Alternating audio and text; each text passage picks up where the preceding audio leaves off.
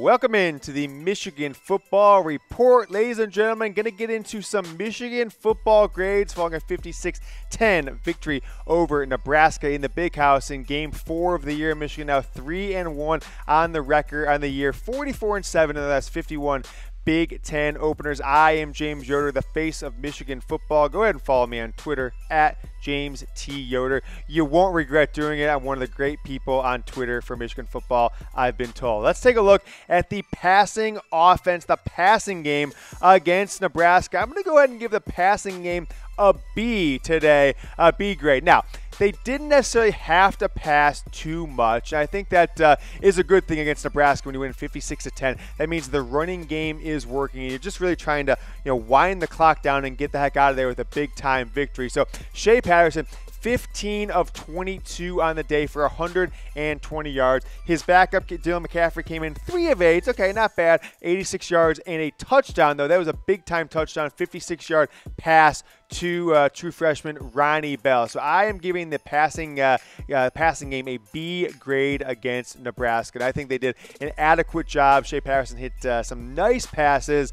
Definitely had a little nice misdirection on his only touchdown of the day to Zach Gentry. So B grade for the passing game against Nebraska. If they needed it, they probably could have got an A, but didn't need to throw it that much. But you know who does get an A grade? An A grade from me is Reveal Suits, because they have hooked me up with this jacket. They're sponsoring the Michigan Football Report. Maize and blue lining. I'm going to open this bad boy up. It even says Michigan Wolverines right here embroidered. This thing is awesome. I wear it all the time now. I have stopped at least 25 times. Somebody asked me for an autograph last week wearing this coat, and that's because he's a big Michigan football fan. You can get one now in the pre-sale.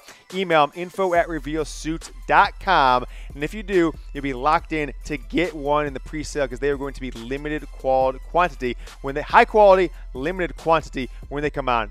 Info@revealsuits. You can still get in on that pre-sale right now. Let's take a look at the rest of our grades. The rushing game, the rushing offense today for Michigan gets an A+ from me. It was humming right from the start. Michigan had Karan Higdon missing Chris Evans today. Karan Higdon 12 carries, 136 yards. Christian Turner came in out of nowhere, 10 carries, 55 yards. True Wilson, 6 for 43.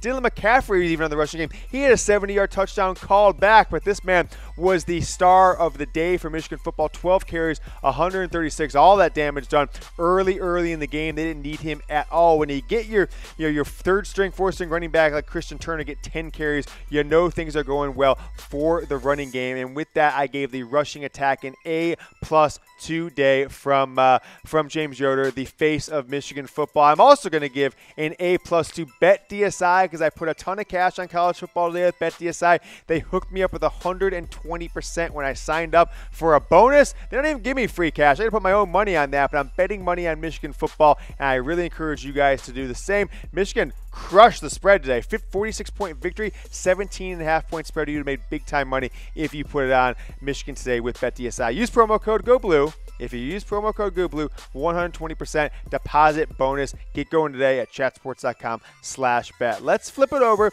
to the rushing defense. How did Michigan do against the run against Nebraska? I want to kind of take a look at Nebraska's stats right there, and with that, I'm giving the Michigan run defense an A grade. Now, they held Nebraska's quarterbacks, both of them, to almost no yards on the ground, and the Nebraska rushing attack, they were led by their walk-on backup quarterback, Andrew Brunch, 3 carries for 23 yards. That was the best rushing the yardage guy for Nebraska. Their backup quarterback, who only played in the second half, Wyatt Mazur, 5 carries for 18 yards. And there's a bunch of 6 carries for 5 yards, 6 carries for 3 yards. Greg Bell, a guy I thought that can really do some damage against Michigan, 6 carries for 3 yards. And with that, Michigan had a big-time performance today. You see the running back, 6 carries, 5 yards for this guy from Nebraska, and Michigan's defense really stuck it to him. They were all over the Nebraska rushing game. Nebraska couldn't get anything done through the air either, and so when we've kind of flipped back to the grades here, I'll recap these. Michigan's B, A+ for the running game, B the passing game, and then the rush defense given an A. What do they do on the passing defense? How did Michigan do against the Nebraska pass defense? Look, it's an A also. I'm going to look at these stats for Nebraska. Their starting quarterback, Adrian Martinez, 7 of 15.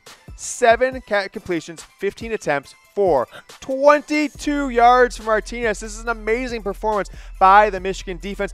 I don't even know what to, this kind of looks like, I don't know, 7 to 15. This looks like someone's really good softball players, in a double header, like 15 plate attempts, 7 hits. I don't even know what to make of this. Negative 17 rushing yards. They shut down Martinez in that passing game. Those negative 17 rushing yards are from all the sacks they put on him. And then when Bunch came in, 6 of 9 for 71 yards, but that was against Michigan's second and third stringers. Josh Metellus, really the star of the day, one of a bunch of stars from Michigan, but had an interception, had another pass breakup, and a few tackles. Metellus was all over the field today.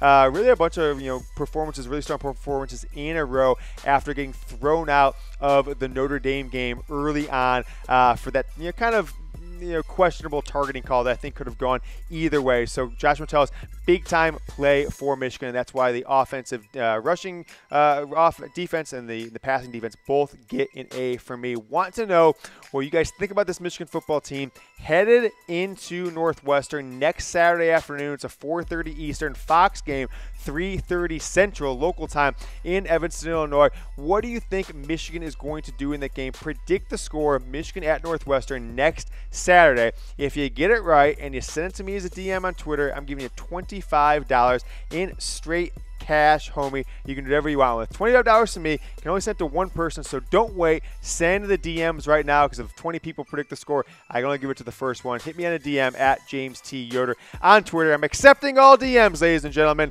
Hit me on that, and you can win $25 by predicting the score against Northwestern. How about the special teams? I had originally given them a B in the first half. I'm giving them an A+. You had Quinn Nordin knock a couple really long field goals in this one. Want to kind of go to those. Quinn Nordin on the day had 2 for 2. A long of 50 on the day, 6 of 7. Did miss that one extra point, so 12 points scored for Quinn Nordin. 2 really nice field goals, 1 a long of 50. And then how about Donovan Peoples-Jones? How about DPJ on this punt return? I'm going to kind of call it as it's on the screen. 60-yard punt return, takes in the 40, goes all the way to the right side of the field, gets some nice blocking. 20, 30-yard gain, great. Cuts back across the defense, a spin move that will make a ballerina jealous, and then does a Reggie Bush-style tumble roll into the end zone on that play, and they are celebrating. That was kind of the capper for the day. When I saw that, this is just one of the great games Michigan started a Big Ten season with in recent memory. That was really the capper of the day for me when DPJ took it to the house. I actually got made fun of. I put on Twitter, DPJ to the hizzy, and someone said that they're going to give me a pass on that one, but I shouldn't say to the hizzy anymore. So I know you watch the show, so I'm gonna take it up, my beef up with you for making fun of me for saying to the hizzy. We're gonna take this to the DMs, but the hizzy was cool back when I was on the street saying things like that. So let's talk about the coaching. How did the Michigan football coaching staff do in this game? I'm going to give them an A. Had they shut them out, maybe they got an A+, but you couldn't have done a better coaching job for the Michigan football staff than what we saw today against Nebraska. Nebraska was completely overmatched. Nebraska was completely really, I think they gave up. And I think we saw throughout the week with this different press conferences that I watched that there is some concern that there are people on this team that may be ready to quit on Scott Frost, that maybe he has lost the team already 3 weeks in, that guys aren't buying in, that the upperclassmen are starting to have to hold players-only meetings. So we'll see what comes of this going forward. Scott Frost, a no-nonsense guy, is that clashing with the style of coaching that those players are used to. So I am giving the Michigan coaching staff an A. I would give Scott Frost and his coaching staff an F for their performance. I am James Yoder, the king of Michigan football media and now the face of Michigan football media, rep and reveal suits out here in the streets. Go ahead and DM me if you want more information on them. I'll be back later in the week with my Michigan football rumors and previewing next week's game against Northwestern. So stick with us here on Chat Sports so you can know when every time we go live with the Michigan Football Report. We'll see ya.